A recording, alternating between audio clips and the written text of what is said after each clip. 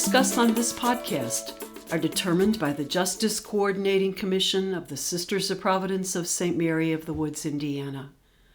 Guest opinions do not necessarily reflect those of the Sisters of Providence. To learn more, go to www.spsmw.org.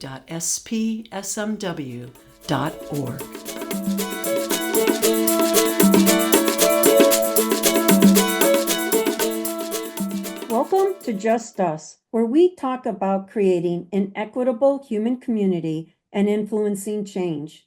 Through shared stories, conversation, and inspiration, you will learn how you can make a difference in your community. I am your host, Susie Ray, a Provident Associate. In today's episode, we're going to do something a little bit different with the format of our discussion, and here's why. Normally, we have guests who are experienced and known for their work in their topical areas.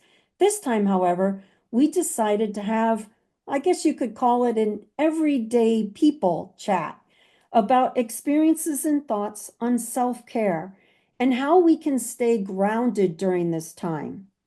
We are hearing from people all over about stress and the need for self-care. So today, we're having a coffee chat, if you will, on this topic. Joining me today in this shared space is Jane Fisher, a Provident Associate. Motivated by our experiences and insights, let's take action for the common good. If not now, tell me when. In our last podcast, Sister Emily Tukolsky hosted a discussion with leaders from Network on understanding the first 100-day strategy of this administration. We realize for many that this subject does cause angst, which begged the question, what can we do to stay grounded? I think it's really important to start this chat by saying how we feel we come to the discussion today. So Jane, how are you feeling? Hey, Susie. Well, the snow has melted, and I'm much better than I was on one of our last work calls when you had to try and talk me off the ledge. But I'm kind of feeling like we're in COVID shutdown again with shocking news every day. And taking on self-care for me is always difficult because I want to know what's going on, so maybe it'll make me feel better. But in this case, it's not making me feel better. And people all over the world, I started to think in the past, they've found themselves in dire and unsure circumstances from the beginning. And I started thinking about Anne Frank hiding in the upstairs of a home in Germany. I'm not doing that, but I'm still uncomfortable. And Schindler's List, think about that kind of work. So I'm not going to go through all of that today, obviously, but I know there are many of those people who exercised some sort of self-care to keep their minds focused. And today, with all of the political changes and what they're calling shock and awe, truly, we need self-care. So I did get curious, Susie, and I did do a little bit of recent research. So catch this. 1941 online, I found a poster from the U.S. National Park Service. Now, from the Park Service, that really surprised me. It said, "There's danger when people tire too easily, when minds are slow to think, and when bodies can't fight disease." I thought, what in the world is the National Park Service? This is World War II time. But they went on to tell us that up to 1/4 of the draftees that were called up were malnourished and unfit to serve. And I know we have people who are malnourished here. And school lunches started in 1942. The Office of Price Administration then estimated that over 5 million children received school lunches then in over 78,000 schools. So another million children took part in the penny milk program, providing half a pint of milk for 1 cent. And I bet there are people listening to us today who can remember that. And then here's one for very recently. I was listening to NPR, and they were talking about immigrant people living in fear and the services they provide at a free health clinic in Chicago. And this was just February 10th. They said immigrants are not coming in for their checkups. They're not coming in to pick up their prescriptions because of fear of immigration and ICE. And that was on my morning NPR story. So I'm not totally down because I know we've been in worse circumstances before, but I'm going to try through this episode of self-care to see what I can do. Okay. There you go. And how about you? How do you come to the conversation today, Susie? I, for one, wake up feeling very anxious every day. When I look at the news, I really listen to what's being announced, who's going to be impacted, if there's people that are going to be harmed, or are they being treated unfairly? And I also wonder when I'm listening to the news is, am I really hearing the truth? I don't know. I mean, sometimes I really question it, or I hear conflicting news reports. I think it's really, really important to stay grounded. I think it's really difficult, but I do take comfort in being a Provident associate. Why? Mainly because I really try to hone in on the three pillars of the Sisters of Providence around love, mercy, and justice. And this alone does give me strength because when I wake up in the morning, I try to ask myself every day, what is it that I can do for the common good? How can I affect change in my community? And although it's not easy, trying to help others, give to others is a great distraction and one where I really feel much more at peace. So we do need to ask ourselves, how do we stay grounded? And like I said earlier, I'm not doing a very good job of it myself, but I am working on it. I did find a couple of different resources and some that I wanted to share with you today on ways to better stay grounded. And the first one that I thought that was really important was from a licensed clinical professional, counselor, and psychotherapist in Washington. And actually, the two articles that I found to staying grounded are out of Washington, D.C., because many of the clinical psychologists and professional psychotherapists are meeting with people in Washington who are having a lot of angst on this news. So the first thing that is important is one is accepting your emotions and trusting yourself. Aaron Pearl, who is a licensed professional counselor and he works in Washington, D.C., said that, you need to process negative emotions and not push them away. And he kind of leans on a therapy called acceptance and commitment. And it's really helping people in learning how to tolerate their feelings, not to fight them, not to block them. And he also says, don't kick the can down the road because what's going to happen down the road is you're just going to feel more and more overwhelmed. And so you need to figure out a way that, you can embrace the feelings that you have. And one of the things that they suggest is to remind yourself that the weight of the world doesn't fall solely on our shoulders. You can't take the world on, you can't take the country on, you can't take the whole administration on. It's all too overwhelming. And so one of the things that they say is even if you feel bad, it's about accepting it in order to be able to function and take care of yourself. Another way to stay grounded is controlling the controllable. And I definitely embrace this of always telling people when people are going through stressful situations, try to manage what you can control, the rest of it you got to let go.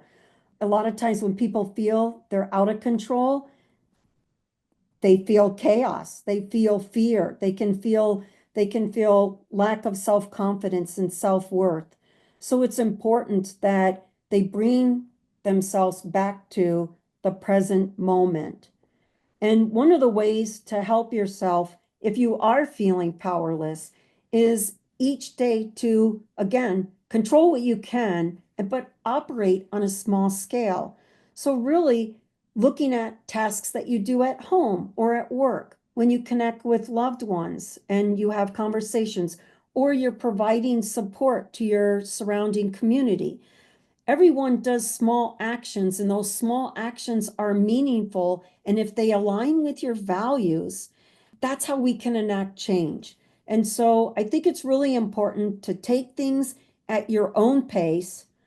And I think that's another key, is that a lot of times I'll read something or I'll hear something on TV and I want to react right away instead of waiting. And one of the recommendations is wait 48 hours before you react to new policies. See how things settle in, but don't go crazy right when you hear something coming out on the news. We need to learn how to quiet ourselves and not necessarily react right away. Jane, you talked about this the other day, remember? Yes, I do. And I'm laughing now, but it wasn't funny. I'm laughing now because you just finished telling us to quiet ourselves before responding. You know, don't go off right away. And I did. I went off right away. I said earlier, you talked me off the ledge, but I was coming home from church, so I was pretty quiet. And I was listening to the radio and I heard the announcement of the new president taking over the Kennedy Center. And that announcement just pierced my heart. And I couldn't take it alone. I was just beyond myself. And I thought, I'm just going to stop everything. I'm going to stop going to church. I'm going to move to Canada. I was just really, I was not myself. And so you did the right thing. You listened while I ranted and raved. And then you told me to stop listening to the news for the rest of the day. I said, I can't do that. And you said, well, you have to. So, as an aside, I also want to tell you that I turned off the notifications on my phone and on one of the phones of my loved ones, too. She really has difficulty dealing with things right now, worse than I do. And she's having trouble sleeping at night because her phone keeps dinging and then she reads these terrible things. And so I wish she could meditate. I wish I could meditate. I think that would help me, but there are other things that I'm doing right now. We'll talk about that later. But I know meditation is on your topic list somewhere, Susie. But I want to thank you for talking me off the ledge that day. No problem. Glad to do it. And I think you do bring up a really important part, is that another tool that we can all use is meditation. And I wanted to mention a quote from Sister Corbin that said, "It's difficult to find the calm before the incessant thoughts running through our minds. At its core, meditation is a practice of catching ourselves lost in thought and returning to the present moment. Meditation is like a muscle. The more one practices and uses the muscle, the stronger it gets." And to your point, I also am not currently meditating as a tool, but I would like to get more involved with it. And I was really happy to see when I was actually at the Sisters of Providence website, spsmw.org, if you go out there and you were to search for virtual guided meditations, the Sisters of Providence website actually has place that you can sign up and register for virtual meditations that take place the second Thursday of every month through May of 2025. And in those virtual meditations, participants are invited to explore meaningful themes in your life, that you engage in the mind, body, and hear in prayerful reflection. The link will also be in our newsletter, but you can also go out to the website if you wanted to try it and start to get into. I think that would be a great place to start going and joining in on this virtual meditation. So another form like meditation is praying. And one of the things you had suggested last week when we were talking was the serenity prayer. And I think that could be pretty powerful. It is. And I've known that prayer for a long time, but I had no idea the history of the prayer, but I dug into it and Google told me this. There is a theologian named Reinhold Niebuhr, I believe it is, and he wrote this prayer during the rise of Nazi Germany. It's often used in AA meetings, I know that. But he wrote, God, grant me the serenity to accept the things I cannot change, the courage to change the things I can, and the wisdom to know the difference. You know, he also was a great writer and he talked about democracy. And I found that his other famous quote was at the close of the Second World War when he spoke of justice and democracy. And he said, man's capacity for justice makes democracy possible, but man's inclination to injustice makes democracy necessary. That really inspires me. It really does remind me that it's not just spiritual things that we're working on, but justice in our lives and in our government. And we, you know, like you said earlier, we can't take everything on. We have to move a little at a time and then take a break. And you mentioned that Aaron Peel several times. He has such good insights. And he'd probably tell me not to be on the computer so much. Yeah. I think that Aaron Pearl would probably admonish me for being a doom scroller because I go from one site to another. I try to consume all of this information. I challenge the information that I see. And I also wonder, like I said earlier on, is it true? And I think that that brings up another good point is that I think we need to consume media mindfully. And we also have to make sure that the sites that we're looking at are credible. Sites such as the BBC, NPR, Reuters, the Associated Press, Al Jazeera, just to name a few of them. And I think that that's really, really important. That we focus and we make sure that the sources we're getting our information from are accurate and true. And lastly, I think it's important that we all find our path and don't deal with it alone. Whether we're looking at the Providence community, whether we're looking at social justice groups within our own communities, I think finding resources, finding people of like that share your values and share the feelings and the emotions you have and to affect change, I think getting involved is really, really important and aligning yourself with people in it so that you aren't alone and that you can do things with other people within your community. You know, I agree, Susie. And as I look out to other people to meet, you know, I get a little refreshed if I met somebody new that shares my position. Yeah, absolutely.